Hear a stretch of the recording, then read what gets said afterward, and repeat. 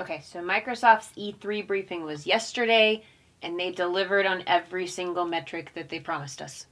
Yeah, I think they feel that they did deliver everything that they wanted to. They probably feel that they executed perfectly what they were trying to do over the last year and what they had planned to do over the last year for the E3. I can't help but feel that it's still somehow, at least for me, a little bit disappointing, though. So elaborate on that. Well, like you're saying, I mean, they got the hardware out. They did a great job. We'll elaborate on this as we go along. So they did a great job of introducing that. That was pretty much flawless. The crowd even responded really well to everything they said in regards to what was previously known as Scorpio. Now it's Xbox One X. Mm-hmm. Great right. name. Thank you for that. Yeah, great name, by the way, because that is Xbox. Yeah, it's Xbox. It just abbreviates right back down. It's the simplest thing you can say. And if you really want to get it as simple as possible, no more typing out all of those words and all of those. Right.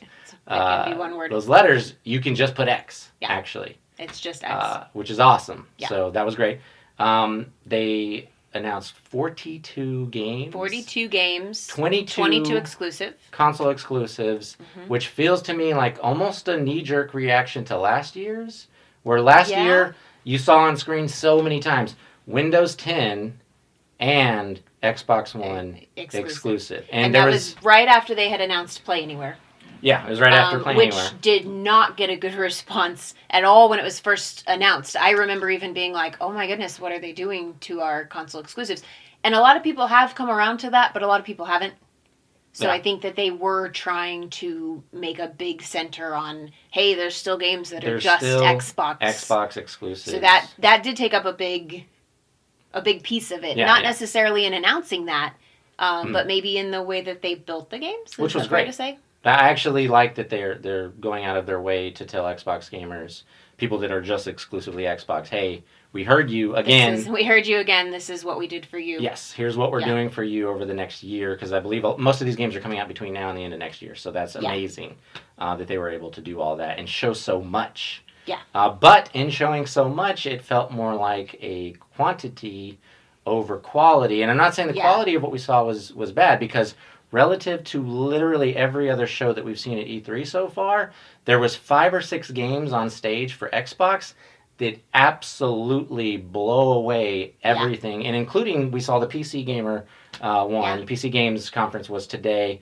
And that was shocking. It was shocking to see the graphics of the games that haven't even come out yet for PC that really look like they're 2012, 2013 era games. Yeah. And then you've got that juxtaposed with X having 5 or 6 games that look better than anything we've ever seen. Anything we've ever even come close to And seeing. I feel like we need to say that we watched this on a QLED 4K HDR screen. So latest technology, and it really came through pretty bright and clear. Really amazing. So they made a big deal about the screen that they were using. The 4K screen was nice.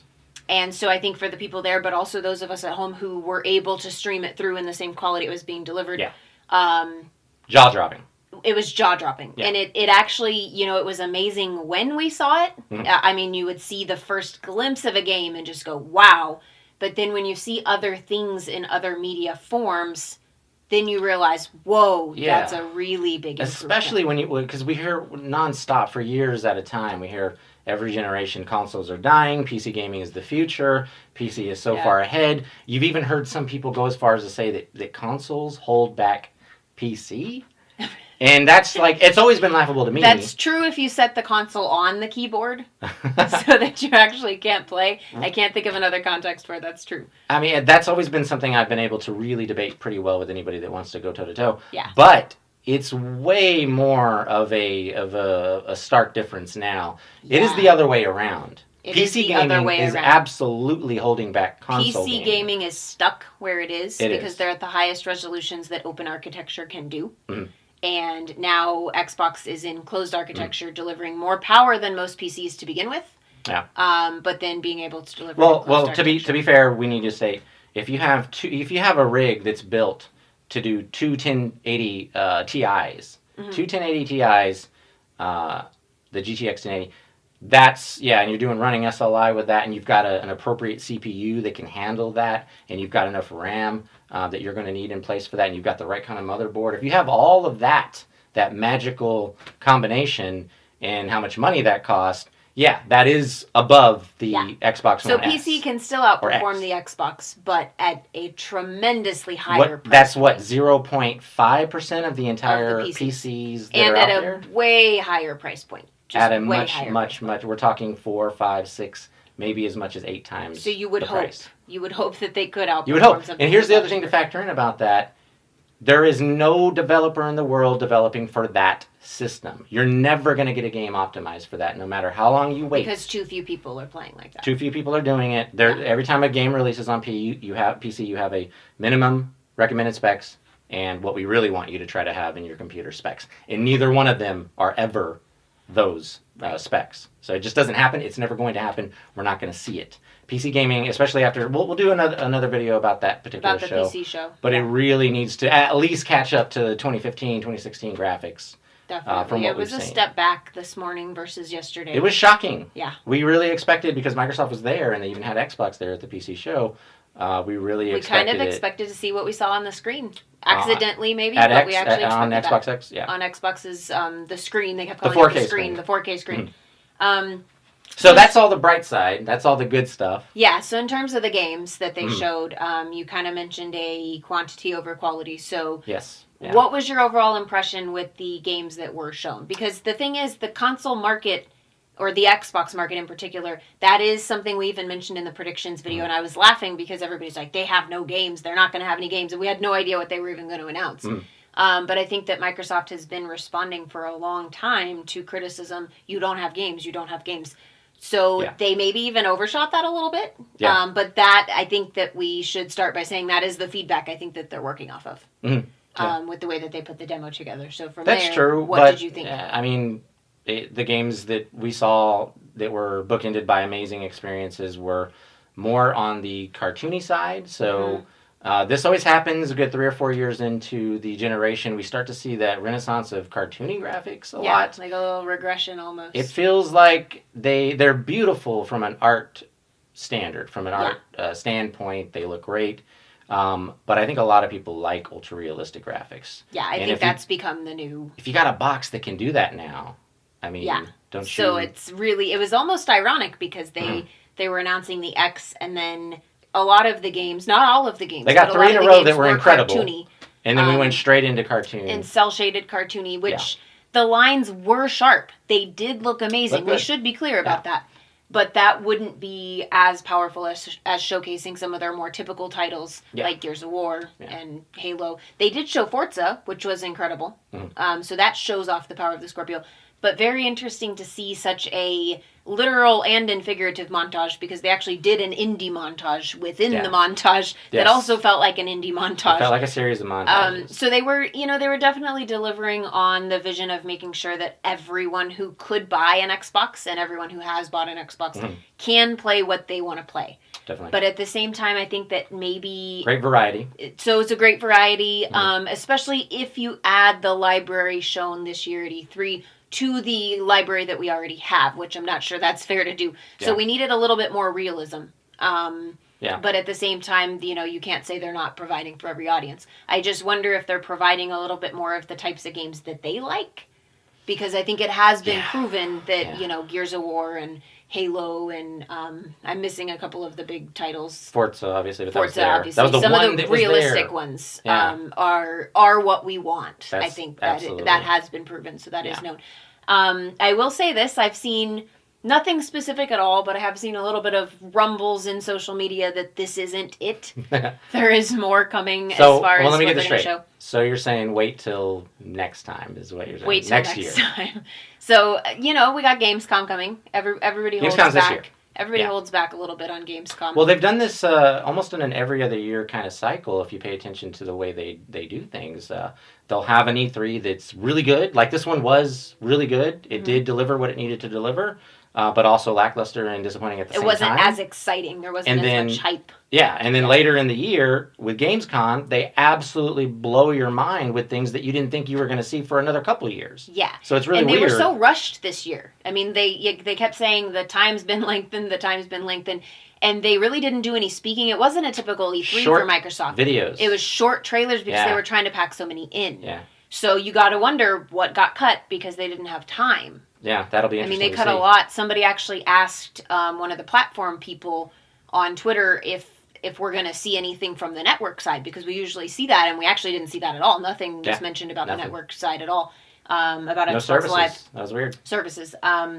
So, there's more to come there. It was confirmed there is more to come there, and I'm hoping that there's probably also some more games coming, some more that we didn't get to see because they were just trying to pack it all in. Well, speaking of more to come, a lot of people are disappointed with Crackdown. They really thought that was going to be, I don't know what they thought it was going to be. It's always been cel-shaded, so. Yeah, so it looked good. Yeah. Maybe just some disappointment with we didn't see much of it. We didn't see the destructible environments. Yeah. Which but is we also heard there was going to be a lot more within E3 of Crackdown. There's going to be a little bit more of Crackdown, but they really need to show us what the power of the cloud can do. It's been 4 years since we started hyping up the power of the cloud. Yeah. Anybody who's searched for the videos, they're out there. You can actually see what the power of the cloud does, and there's no PC in existence that can run it. No singular PC. You need a series of PCs or servers or a server farm to achieve what they're doing, and that was 3 years ago. Yeah. So we really need to see what it looks like now using the power of the cloud with Xbox One X, with DX12 baked right into the GPU,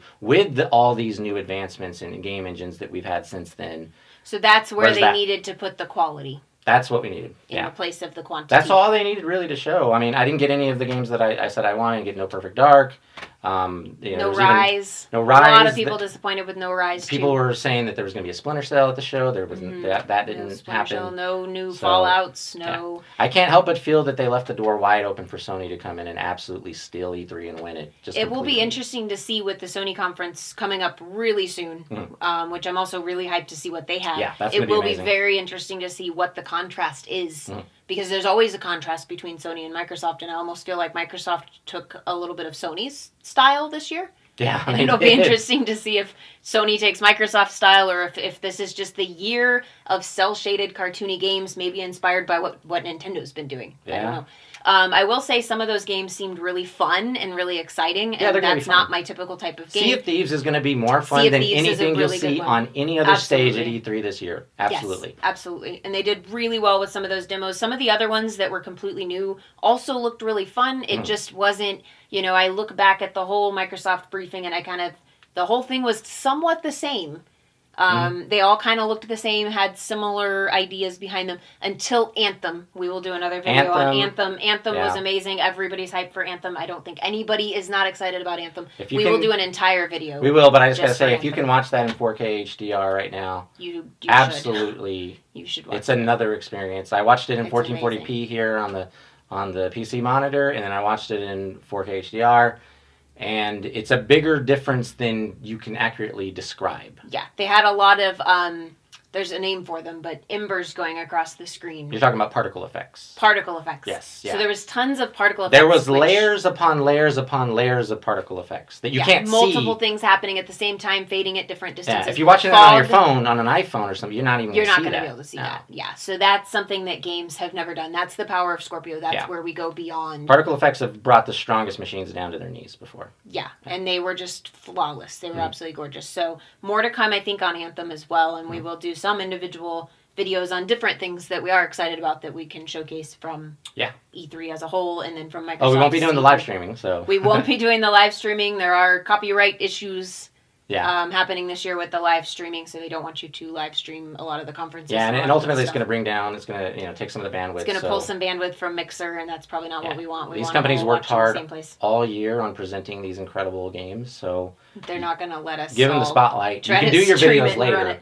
Yeah. So no live streams. We will, of course, do a very similar follow-up video for Sony's conference, which is happening shortly, so watch for that. Yes, right, almost right now. Almost right now. It's about to start. And then we've got some other individual games and other individual coverage that we're going to do as well. So watch for those videos as well. If you like our content, please do subscribe. That way you'll get a notification when we do post those new videos. Thanks for watching.